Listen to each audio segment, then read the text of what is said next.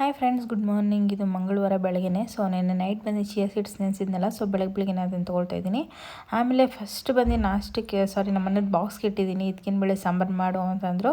So ಅದಕ್ಕೆ ಇದಕ್ಕಿನ ಬೇಳೆ ಸಾರು ರೆಡಿ ಮಾಡ್ತಾಯಿದ್ದೀನಿ. ಸೊ ತುಂಬ ಫೇವ್ರೇಟ್ ನನಗಂತೂ ಇದಕ್ಕಿನ ಬೇಳೆ ಸಾರು. ಅದ್ರ ಜೊತೆ ಪರೋಟ ಇದ್ದಿದ್ರೆ ಚೆನ್ನಾಗಿರೋದು. ಆಮೇಲೆ ಇಲ್ಲಿ ನಾಷ್ಟಕ್ಕೆ ಬಂದುಬಿಟ್ಟು ಪಲಾವ್ ಮಾಡ್ಕೊಳ್ತಾ ಇದ್ದೀನಿ ಫ್ರೆಂಡ್ಸ್. ಒನ್ ಟೈಮ್ಗೆ ಆಗೋ ಅಷ್ಟೇ ಮಾಡ್ಕೊಳ್ತಾ ಇದ್ದೀನಿ.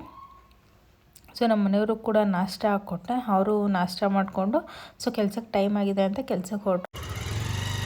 ಬಾಯ್ friends, good morning. Welcome to my YouTube channel. ಎಲ್ಲರೂ ಹೇಗಿದ್ದಾರೆ? ನಾನು ಚೆನ್ನಾಗಿದ್ದೀನಿ.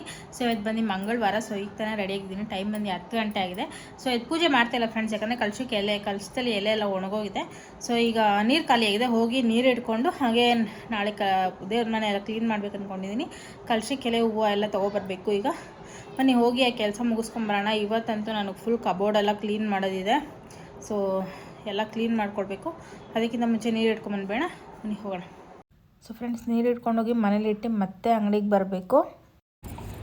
ಸೊ ಫ್ರೆಂಡ್ಸ್, ಇಲ್ಲಿ ಕಲಶಕ್ಕೆ ಎಲೆ ಹಾಗೆ ಹೂವು ತೊಗೊಂಡಿದ್ದೀನಿ. ಕಲಶಕ್ಕೆ ಎಲೆನೇ ಬರ್ತಾಯಿಲ್ಲ ಅಂತ ಹೇಳ್ತಾರೆ ಫ್ರೆಂಡ್ಸ್. ನೋಡಿ ಎಷ್ಟು ಚಿಕ್ಕದು ಕೊಟ್ಟಿದ್ದಾರೆ. ಕಲಶಕ್ಕೆ ಎಲೆನೇ ಇಲ್ಲ ಅಂತ ಹೇಳ್ತಾ ಇದ್ದಾರೆ. ಚಿಕ್ಕದು ತೊಗೊಂಡಿದ್ದೀನಿ. ನೋಡೋಣ, ಇದನ್ನೇ ಇಡ್ತೀನಿ. ಇಲ್ಲಿ ಕಲಶಕ್ಕೆ ಎಲೆಗಳು ಸಿಗೋದು ಸಿಕ್ಕಾಪಟ್ಟೆ ಕಷ್ಟ ಫ್ರೆಂಡ್ಸ್. ಸೊ ಫ್ರೆಂಡ್ಸ್, ಈಗ ಟೈಮ್ ಬಂದು 12 ಗಂಟೆ ಆಗಿದೆ. ಸೊ ನೆನ್ನೆ ಪಲ್ಯ ಮಾಡಿದ್ನಲ್ಲ ಉಪ್ಸಾರಿಗೆ, ಸೊ ಅದು ಹಾಗೆ ಇತ್ತು. ಸೊ ಅದನ್ನು ತಿಂದ್ಕೊಳ್ತಾ ಇದ್ದೀನಿ ಪಲ್ಯ. ಸೊ ಫ್ರೆಂಡ್ಸ್, ಈಗ ಟೈಮ್ ಬಂದು 2 ಗಂಟೆ ಆಗಿದೆ. ಸೊ ರೈಸ್ ಏನೂ ಮಾಡ್ಕೊಂಡಿಲ್ಲ. ಸೊ ಅದಕ್ಕೋಸ್ಕರ ಪಲಾವೇ ಇತ್ತು, ಇದನ್ನೇ ಊಟ ಮಾಡ್ಕೊಳ್ತಾ ಇದ್ದೀನಿ. ಮನೆಯಲ್ಲಿ ಡಯಟ್ ಸ್ಟಾರ್ಟ್ ಮಾಡ್ತಿದ್ದೀನಿ ಅಂದರೆ ಮೇನ್ ಪ್ರಾಬ್ಲಮ್ಮೇ ನನಗೆ ರೈಸು ಫ್ರೆಂಡ್ಸ್. ನಮ್ಮನೆಯವ್ರಿಗೆ ಊಟ ಹಾಕ್ಕೊಟ್ಟಿರ್ತೀನಿ, ಅವರು ಫುಲ್ಲಾಗಿ ತಿನ್ನೋದೇ ಇಲ್ಲ, ಬಿಟ್ಟು ಹೋಗ್ತಾರೆ ಸ್ವಲ್ಪ. ಅದೇ ಟೈಮಿಗೆ ನಾನು ತಿನ್ಕೊಬೇಕು ಅಂತ. ಆವಾಗ ನಾನು ಲೆಮನ್ ವಾಟರ್ ಡ್ರಿಂಕ್ ಕುಡಿಲ್ಲ, ಇದನ್ನು ಹಾಗೆ ಎತ್ತಿಡ್ಲ ಒಂದೂ ಗೊತ್ತಾಗೋದಿಲ್ಲ. ಸೊ ಅದೊಂದು ಕಡೆ ಇವತ್ತು ಪಲಾವ್ ಮಾಡಿದ್ದೀನಿ ಬೆಳಿಗ್ಗೆ ಅವ್ರು ತಿನ್ನಲಿ ಅಂತ. ಸ್ವಲ್ಪ ತಿನ್ಬಿಟ್ಟು ಹಾಗೆ ಹೋಗ್ಬಿಟ್ರು, ಟೈಮ್ ಆಗೋಯ್ತು ಅಂದ್ಕೊಂಡು. ಮತ್ತು ನನಗೆ ಒಂದು ಸ್ವಲ್ಪ ನನಗೆ ಎಷ್ಟು ಬೇಕೋ ನಾನು ಒನ್ ಟೈಮ್ಗೆ ಅಷ್ಟು ಮಾಡ್ಕೊಂಡಿದ್ದೆ. ಮತ್ತು ಇವ್ರು ಬಿಟ್ಟು ಹೋಗಿದ್ದು, ಸೊ ಅದನ್ನು ಬೆಳಗ್ಗೆ ತಿನ್ಕೊಂಡೆ ಇವ್ರು ಬಿಟ್ಟಿದ್ದು. ಮತ್ತು ನನ್ನ ಪಾಲು ಏನಿತ್ತು ಅದನ್ನು ಮಧ್ಯಾಹ್ನ ತಿನ್ಕೊಂಡೆ. ಸೊ ಹಿಂಗೆ ಆಗುತ್ತೆ. ರೈಸ್ ತಿನ್ನಬಾರ್ದು ಅಂದ್ರೂ ಅದು ಹಾಗೆ ಆಗುತ್ತೆ, ಏನೂ ಮಾಡೋಕ್ಕಾಗಲ್ಲ. ಸೊ ಡಯಟ್ ಮಾಡೋದಂತೂ ಸಿಕ್ಕಾಪಟ್ಟೆ ಕಷ್ಟ ಇದೆ ಫ್ರೆಂಡ್ಸ್. ಆದರೂ ಟ್ರೈ ಮಾಡ್ತಾಯಿದ್ದೀನಿ, ನೋಡೋಣ, ಎಲ್ಲೂ ಬಿಟ್ಕೊಟ್ಟಿಲ್ಲ. ಸೊ ರೈಸ್ ತಿಂದ್ರೂ ಒಂದು ಸ್ವಲ್ಪನೇ ತಿಂತಾಯಿದ್ದೀನಿ. ಇನ್ನು ಬಿಟ್ಟಿಕ್ಕರೆ ಬಿಸಾಕೋದಕ್ಕೂ ಮನಸ್ಸಾಗಲ್ವಲ್ಲ, ಏನು ಮಾಡೋದು ಅಂತ ತಿನ್ಕೊಳ್ತಾಯಿದ್ದೀನಿ. ನೋಡೋಣ, ಸ್ವಲ್ಪ ಲೇಟ್ ಆದರೂ ಪರವಾಗಿಲ್ಲ, ಆರಾಮಾಗಿ ಸಣ್ಣ ಆಗೋಣ. ಸೊ ಫ್ರೆಂಡ್ಸ್, ಈಗ ಟೈಮ್ ಬಂದು 4 ಗಂಟೆ ಆಗಿದೆ. ಸೊ ಇಲ್ಲಿ ಬಿಸಿನೀರಿಗೆ ನಿಂಬೆಹಣ್ಣು ಮತ್ತು ಫ್ಲ್ಯಾಕ್ಸ್ ಸೀಡ್ಸ್ ಪೌಡ್ರು ಎರಡೂ ಹಾಕ್ಕೊಂಡಿದ್ದೀನಿ. ಸೊ ಈಗ 4 ಗಂಟೆ ಆಗಿದೆ. ಇವಾಗ ಇದನ್ನು ಕೂಡ್ಕೊಳ್ತೀನಿ. ಸೊ ಫ್ರೆಂಡ್ಸ್, ಇಲ್ಲಿ ಮೊನ್ನೆ ನಮ್ಮ ಮನೆಯವರು ಹಣ್ಣುಗಳು ತರಿಸಿದ್ರಲ್ಲ, ಸೊ ಇಲ್ಲೇ ಇದೆ. ಸೊ ಇದ್ದಾಗ ತಿನ್ನಬೇಕು ಅಂತ ಅನಿಸಲ್ಲ, ಇಲ್ದಿದ್ದಾಗೆ ತಿನ್ನಬೇಕು ಅಂತ ಅನ್ಸೋದು. ಮತ್ತು ಮೊನ್ನೆ ಇಲ್ಲಿ ಬಿಗ್ ಬಾಸ್ ವಿನ್ ಆದಾಗ ನಮ್ಮ ಮನೆಯವರು ಸ್ವೀಟ್ ತರಿಸಿದ್ರು ಫ್ರೆಂಡ್ಸ್. ನಾನು ತಿನ್ನೋಗಿದ್ದಿದ್ರೆ ಇದು ಇಷ್ಟೊತ್ತಿಗೆ ಖಾಲಿಯಾಗಿರೋದು.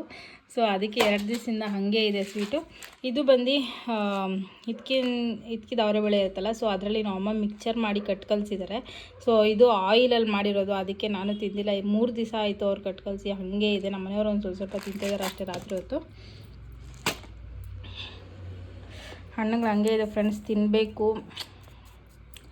ಚೆನ್ನಾಗಿದೆ. ನನಗೆ ಆ್ಯಪಲ್ ಅಂದರೆ ಇಷ್ಟ, ಆದರೆ ತಿನ್ನೋಕ್ಕೆ ಇಂಟ್ರೆಸ್ಟ್ ಆಗ್ತಾಯಿಲ್ಲ ಈಗ. ಫ್ರೆಂಡ್ಸ್, ಈಗ ಟೈಮ್ ಬಂದು 6 ಗಂಟೆ ಆಗಿದೆ ಕರೆಕ್ಟಾಗಿ. ಸೊ ಈಗಲೇ ಅಡುಗೆ ಮಾಡಿಟ್ಬಿಡ್ತೀನಿ. ಸೊ ಚಪಾತಿ ಮಾಡೋಣ ಅಂತಿದ್ದೀನಿ. ಚಪಾತಿಗೆ ಹಸಿಟ್ಟು ಕಲಸಿಟ್ಬಿಟ್ಟು ಸೊ ಪಲ್ಯ ಮಾಡಿ ಇಟ್ಬಿಡ್ತೀನಿ. ಆಮೇಲೆ ನಮ್ಮ ಮನೆಯವ್ರು ಬಂದಮೇಲೆ ಚಪಾತಿ ಬಿಸಿಯಾಗಿ ಮಾಡ್ಕೊಂಡಾಗುತ್ತೆ. ಸೊ ಬನ್ನಿ ಬೇಗ ಹೋಗಿ ಚಪಾತಿ ಪಲ್ಯ ಮುಗಿಸ್ಕೊಳ್ಳೋಣ. ಸೊ ಫ್ರೆಂಡ್ಸ್, ಚಪಾತಿಗೆ ಹಸಿಟ್ಟು ಕೂಡ ಇಸ್ಕಿಟ್ಟಿದ್ದೀನಿ. ಸೊ ಒಂದು ಸ್ವಲ್ಪ ಕ್ಯಾರೆಟಲ್ಲೇ ಮಾಡ್ಕೊಳ್ತಾ ಇದ್ದೀನಿ, ಒನ್ ಟೈಮ್ಗೆ ಆಗೋ ಅಷ್ಟೇ. ಮತ್ತು ಅದು ನಾಳೆಲ್ಲ ಇಟ್ಕೊಂಡು ತಿನ್ನೋಕ್ಕಾಗಲ್ಲ ಅಂದ್ಕೊಂಡು. ಸೊ ಈ ಥರ ಕ್ಯಾರೆಟ್ ತುರಿದಿರೋದ್ರಿಂದ ಕ್ಯಾರೆಟ್ ಪಲ್ಯನೇ ನೆನಪಾಗುತ್ತೆ ಫ್ರೆಂಡ್ಸ್. ಆಮೇಲೆ ಒಂದು ಸ್ವಲ್ಪ ಬಾಂಡಿಗೆ ಎಣ್ಣೆ ಹಾಕಿ, ಸಾಸಿವೆ ಹಾಕಿ, ಕರಿಬೇವು, ಆಮೇಲೆ ಹಸಿಮೆಣಸಿನ್ಕಾಯಿ, ಈರುಳ್ಳಿ ಇದಿಷ್ಟು ಹಾಕ್ಕೊಂಡು ಫ್ರೈ ಮಾಡ್ಕೊಳ್ತಾಯಿದ್ದೀನಿ. ನಿಮಗೆ ಬೇಕಾದ್ರೆ ಕಡಲೆಬೇಳೆ ಮತ್ತು ಹುರ್ಗಡ್ಲೆನೂ ಹಾಕ್ಕೊಳ್ಬೋದು. ಸೊ ನಾನು ಅದೆರಡು ಹಾಕ್ಕೊಂಡಿಲ್ಲ.